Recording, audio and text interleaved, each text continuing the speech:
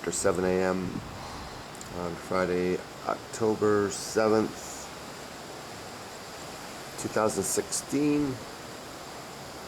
I'm standing on the front porch of Hotel Berndog, just checking out the sky and feeling the wind kicking around. I'd still be sleeping, but Nikita woke me up. My meteorologist here thought she had to go to the bathroom, and instead she just wanted me to wake up, keep an eye with her. So here I am as Hurricane Matthew carries its way into Florida on the East Coast, and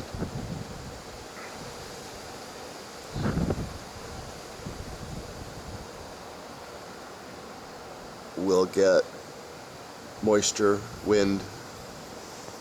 It still hasn't hit yet. I mean, it's hitting as I speak, as watching the television. So, but there's no assessments of anything at this time. You could see, well, yeah, you can. The clouds are very low, and I'm gonna try to isolate them.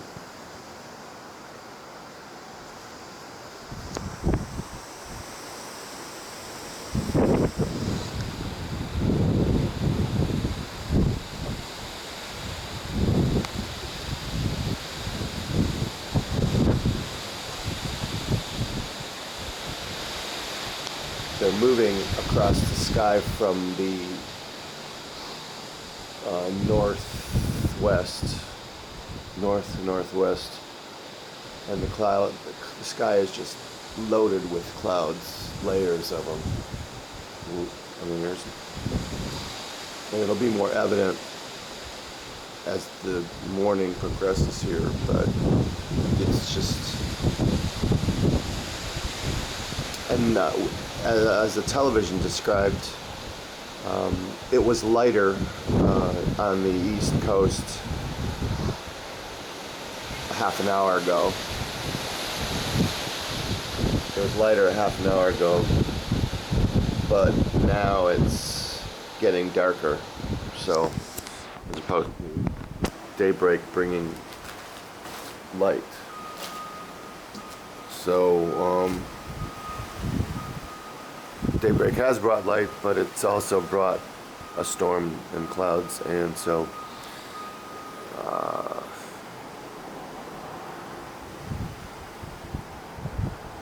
we'll see how this plays out. This is a major storm. It's apparently as large as the predictors had predicted, and so everyone's bracing on the East Coast. Friends of mine have already either hunkered down and the birds are frantically flying around here. Holy crap. And they're just like being, it looks like they're being blown around like debris. That was pretty crazy. Big flock of birds were just being tossed around. Look at how fast the clouds are moving.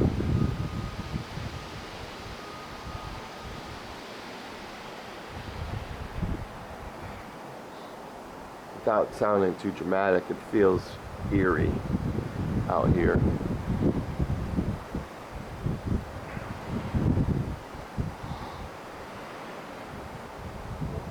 Kind of like in Michigan when you, in the afternoon when you were watching the sky turn like greenish gray and expecting a tornado to hit.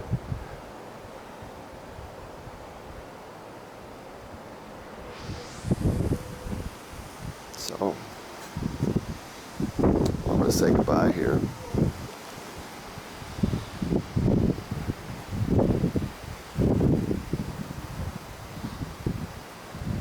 revisit here in about an hour. We'll see how it goes. I'll come in and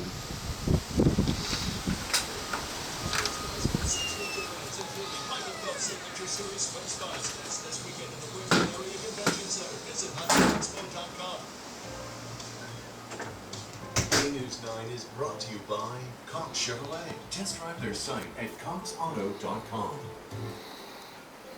The lottery is brought to you by Moss Nissan. Whatever it takes.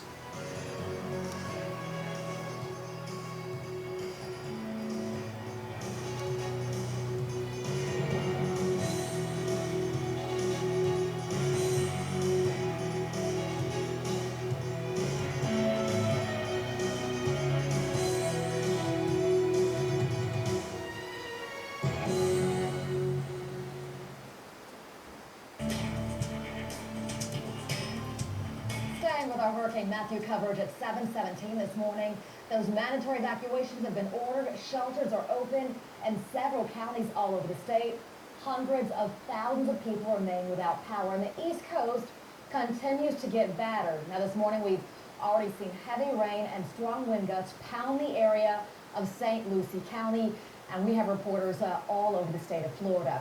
Now, a group of specially trained first responders waiting to head to Central Florida right now, prepared for the worst. They're from Hillsborough County Fire Rescue, St. Petersburg Fire Rescue, and Tampa Fire Rescue.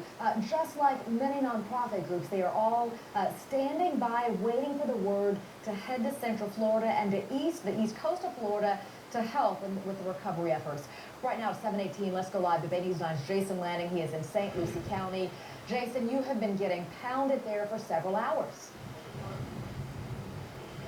Right, and thankfully we are now on the extreme back end of Hurricane Matthew. The winds are dropping significantly. You can see we're starting to... And we just lost his live signal. That's happened a couple of times throughout the morning. As you can imagine, with the weather conditions, it's not always easy to keep everyone live, but we will work to get him back up and running for you. We want to remind you again, right now, the outer eye wall hitting Cape Canaveral, 100 to 102 mile per hour winds. Just south of that, according to Julie Marquez and Alan Winfield, we've been tracking the storm in our weather center. We have 70 to 70 mile per hour winds. That's south of Cape Canaveral. So it's just been a very difficult time, but we can tell you it could have been much worse. That's what Julie and Alan have been sharing with us all morning long. It seems, guys, you've been saying the eye of the storm still just offshore, and that's providing immense relief for us.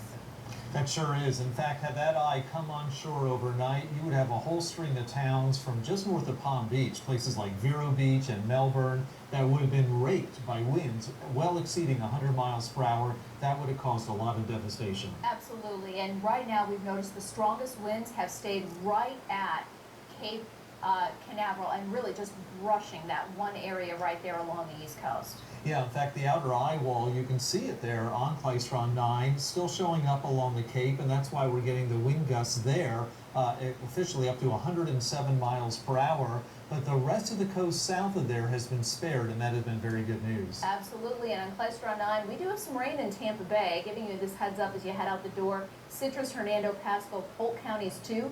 Tampa, Clearwater, southward right now, actually a lot drier, but we will see that rain increasing. And Alan, we're also looking at the winds in Tampa Bay, and they've been gusting to 30, 35 miles an hour at times. That's right. Now, to be officially a tropical storm for us, our winds would have to be sustained at 39 miles per hour or greater, and we're probably not going to see much of that in our viewing area, especially near the west coast. Right now, we have sustained winds, though, that are respectable. They're coming in, for example, at Clearwater, sustained at 26, gusting to 35. Higher gusts, of course, as you move your way eastward. In fact, Orlando's had a recent gust of 44, Melbourne 56. Notice Melbourne's wind now out of the west. That tells you the storm is to their north and starting to pull away, so the winds there down the line should be relaxing pretty nicely across that region. Here are all the official watches and warnings out, and where you see the red, that's the hurricane warnings. Again, this is an East Coast storm. Meanwhile, for our own viewing area, officially tropical storm warnings out for places like Polk County and the Nature Coast. It's going to be tough, especially in the Nature Coast, really to see that verify a whole lot. Meanwhile, we have continuing a tropical storm watch for the immediate Tampa Bay area, Pinellas and Hillsborough counties. Again, it's just a watch. It means conditions are possible to start maintaining at tropical storm levels. I'm really starting to doubt that's going to happen around here. Again, the core of the storm far to our east, starting to lift northward. It's going to be really tough locally to get tropical storm force conditions right here. Here's what's going on. Latest advisory shows that we're looking at a Category 3 hurricane. Matthew now has winds that are sustained at 120 miles per hour, but again, most of that is offshore. The storm is going to hug the east coast of Florida and then push its way up toward the Carolinas, and down the line, could actually do a big loop out over the ocean and come back in a much weakened state. We won't be very concerned about it at that point. Right now, what we are concerned about are all the high winds, and you can see this big blob along the east coast. This is showing us the chance of tropical storm force winds. Obviously, the chance 100% along the east coast. As today wears on, very, very slight chance of getting winds up around tropical storm force on our side of the state, but all the way from Melbourne to Jacksonville and then eventually up toward the Carolinas, that's where the high winds are going to be. Let me show you the spaghetti plot, and you can see the models are in good agreement for bringing the storm up along the coast. And then as time wears on, the models do start to diverge. Some of them carry the storm out toward Bermuda.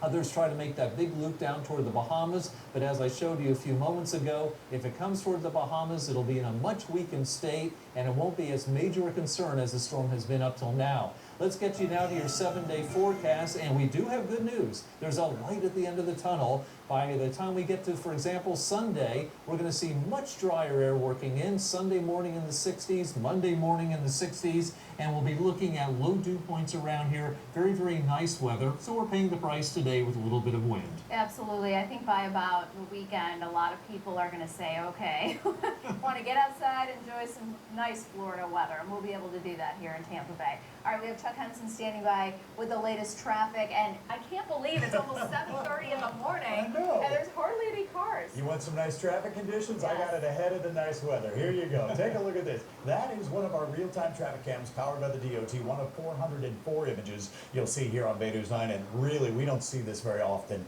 at all. All the precautions that folks took in advance of Hurricane Matthew really paid off, and if you have to drive to work today, well, you have zero company, very